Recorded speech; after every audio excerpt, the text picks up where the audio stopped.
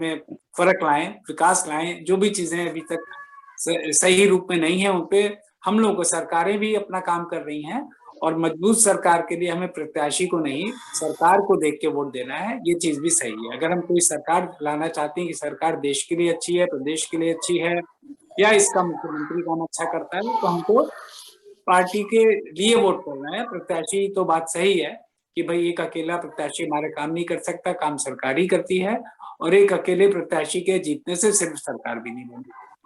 रेहान जी के पास वापस चलते हैं। रेहान जी, जी जी सर, आपके पास दोबारा आते हैं। आप अपने विचार रखिए। आपके मन में कोई दुविधा तो नहीं है किसी प्रकार की? आप ये जागरूक मतदाता हैं, आप मतदाता के लिए लोगों को जागृत भी कर रहे हैं। ये चीज बहुत अच्छी लगी एक युवा होने के नाते। तो अभी कोई दुविधा की स्थिति में तो नहीं है आप किसी प्रकार की?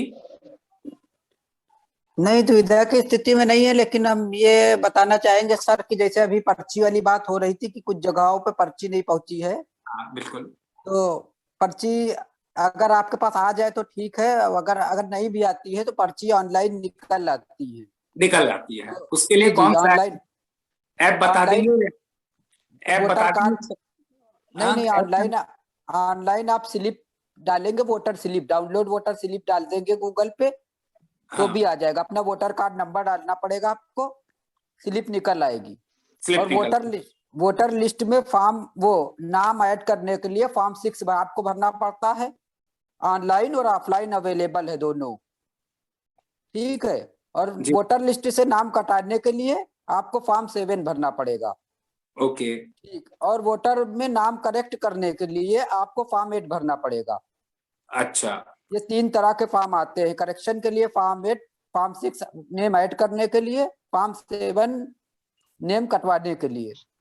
आप रेहान जी, ऑनलाइन आप ये चीज हमको व्हाट्सएप पे लिख के भेज दीजिएगा तो बड़ी एक अच्छी चीज हो जाएगी। मैं कम से कम आगे इसको फॉरवर्ड कर सकूंगा कि जिन लोगों के पास ऐसी ये जानकारी नहीं है। हालांकि इस समय सोशल मीडिया या एफएम रेडियोज वगैरह बहुत इस सब चीज को आगे प्रमोट कर रहे हैं, फिर भी आप अगर व्हाट्सएप पे लिख के मुझे कल समय से कर दीजिएगा तो मैं इसको आगे अपने लोगों तक इसको आगे प्रेषित कर दूंगा। जी जी। और जी, दूसरी बात, जैसे कि अभी विकास जी ने कहा कि आने वाले समय में शायद जो है ऑनलाइन वोटर, वो आधार से शायद ऑनलाइन वोट भी पड़ने लगे, तो हाँ, ऐसा पॉसिबल है। लेकिन अभी तो खैर ऐसा पॉसिबल हमें नहीं लगता है, क्योंकि 35% ही लोग अभी नेट यूजर हैं इंडिया में। तो गांव के क्षेत्र में है या तमाम भी है अभी जो है नेट यूजर नहीं भी हैं। तो उस सिचुएशन में भी बड़े बड़े बोत लगाना पड़ेंगे ऑनलाइन वोट के लिए। तो इसलिए जो है अभी तो खैर ईवीएम सिस्टम ही चल रहा है यहाँ पे, तो ईवीएम पे ही वोट देना है। और दूसरी चीज, इस चीज का भी बड़ा ध्यान रखें कि वोट जब डालने जाएं तो आप कंफर्म कर ले कि आपके दिए हुआ वोट आपके प्रत्याशी को पड़ भी रहा है, क्योंकि तमाम बार बड़ा गलत हो जा रहा है इस चीज में कि जो है वोट डाल आप कहीं रहे हैं, ईवीएम की किसी खराबी की वजह से कई ऐसे केसेस आए हैं। तो जब आपके दिए हुआ वोट आपके प्रत्याशी की पर्ची नीचे गिर जाए, आप एकदम जल्दबाजी में काम ना करें, बहुत ही सुकून से जाके अपना वोट देख ले कि आपका वोट पड़ रहा है कि नहीं पड़ रहा है। अगर नहीं पड़ा तो उनसे कहिए आप। कभी कदार ऐसा भी होता है कि मशीन वहां से ऑन नहीं हुई और आदमी गया, वो बटन दबा के चला आया, इस तरह की तमाम सी चीजें देखी जा चुकी हैं वोटिंग में। तो इस जब आप अपना वक्त राजीव जो जी, है लगा रहे हैं। राजीव अग्रवाल जी, एक छोटा मेरा सवाल है इस पे। जी, जी। मैं यहाँ पे विकास अग्रवाल जी जैसे वरिष्ठ लोग बैठे हुए हैं, एक सवाल है जी, कि जैसे पिछली बार जब 17 का चुनाव था तो बहुत सारे मुद्दे थे और उस पे मतदाताओं ने अपना मत कास्ट किया। जी। जिन्होंने जो सोचा होगा उसके हिसाब से कुछ परिणाम भी आए होंगे, कुछ बचे रह गए होंगे। इस बार जब हम वोट डालने जा रहे हैं तो कौन कौन से मुद्दे हैं जो कि ज्यादा प्रभावित कर रहे हैं? जी, ये सभी चारों जनों से सवाल है ये प्रश्न।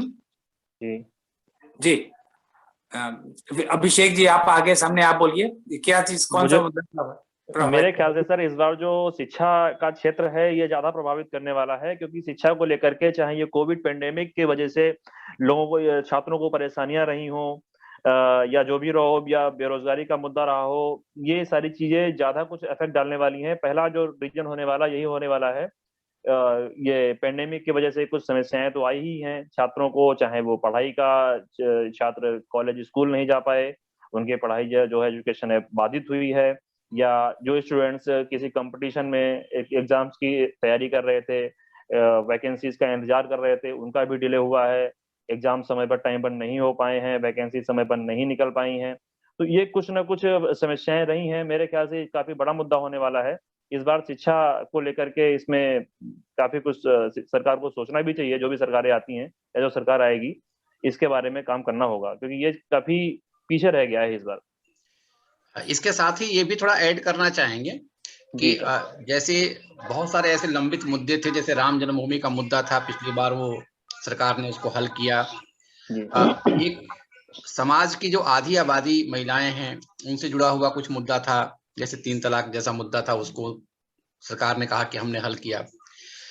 जो महामारी आई, उस महामारी में तब से और अब तक घर घर लोगों को राशन देना, इतने बड़े आबादी का टीकाकरण करना, स्वास्थ्य सुविधाओं को मजबूत करना, ऐसे बहुत सारे काम है जो सरकार गिनाती है अपने स्तर पे।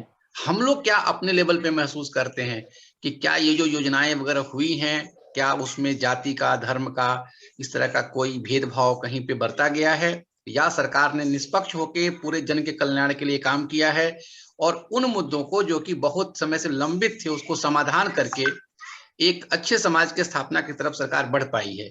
और विपक्ष जो अपनी बातें कह रहा है, जो आरोप लगाता है, क्योंकि आप भी ध्यान दे रहे होंगे, पहली बार संभवतः इस चुनाव में भ्रष्टाचार और घोटाले, इसका बहुत जिक्र नहीं आ रहा है।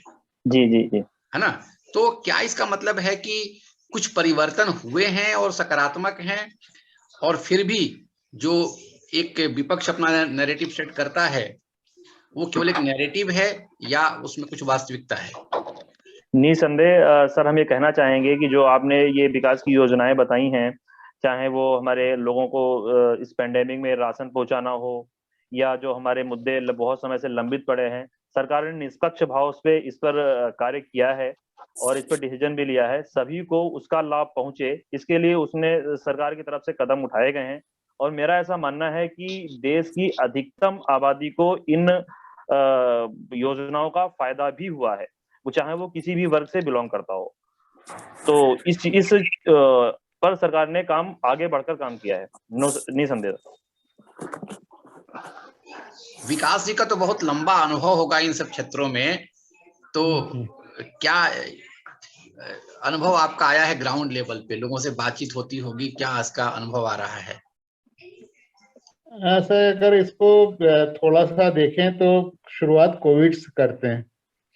अगर कोविड के मैनेजमेंट की बात करें तो जो सेकंड वेव थी, या क्या कहा जाए, दूसरी, वो शुरू के दिनों में, चाहे वो उसके कारण चुनाव रहे या कुछ भी रहे, यूपी में फर्स्ट 8 से 10 रोज जो थी, सरकार को एक्शन में आने में समय लगा, लेकिन उसके बाद चीजें संभली।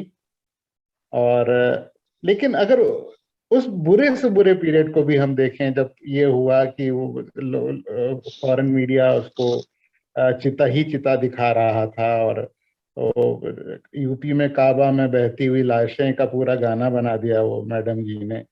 बहुत सारे इश्यूज को अगर हम देखें, तो अगर उसको आप अगर विदेशों से कंपैरिजन करें, जो डेवलप्ड कंट्री हैं, जिनमें चिकित्सीय सुविधाएं हमसे 1000 गुना बेहतर हैं, पर कैपिटा चिकित्सा सुविधा की उपलब्धता हमसे 1000 गुना है, उसके बावजूद भी अगर आप देखें तो पॉपुलेशन के रेशियो में तो डेथ रेट हमारा बहुत कम है। अगर हम यूएसए, स्पेन और इनको देख लें, तो क्या हम ये कह सकते हैं, हम इस बात का भी डिस्काउंट देंगे कि 100% रिपोर्टिंग नहीं हुई, जो फिगर हैं वो 100% नहीं हुई, हम उसमें 5-10% अपनी तरफ से बढ़ा लेते हैं, क्योंकि हम 5-10% की बात सिर्फ इसलिए करते हैं कि अगर मेरे यहाँ कोई मरा होगा तो मैं तो गला फाड़ फाड़ के चिल्लाऊंगा। तो ऐसा नहीं है कि अगर 50-60% लोगों को अगर नहीं रिपोर्ट किया गया होता तो वो शांत बैठते। मैं ये मान सकता हूँ कि मीडिया में जो फिगर्स आ रही हैं या जो कह रहे हैं कि डेथ रजिस्टर में कुछ और फिगर है या सरकार की फिगर और है, थोड़ा बहुत वेरिएशन 5-10% का हम मान सकते हैं। इवन देन उसको भी हम जोड़ लें तो जो भी मैनेजमेंट था वो बहुत अच्छा था। लेबर्स के माइग्रेशन में थोड़ा बेटर मैनेजमेंट हो सकता था, जितना हुआ उससे बेहतर हो सकता था। हम यही कह सकते हैं कि सरकार शायद उसके लिए तैयार नहीं थी। और इसके लिए मैं एक एग्जांपल देता हूँ। जब भी मुझसे लोग कहते हैं कि एक तालाब है, उसमें लोगों को डूबने से बचाने के लिए आपके 3 गोताखोर रखे गए हैं, अगर उसमें एकदम से 50 लोग डूबने लगे तो 3 गोताखोर क्या करेंगे? वही हालत कुछ ऐसी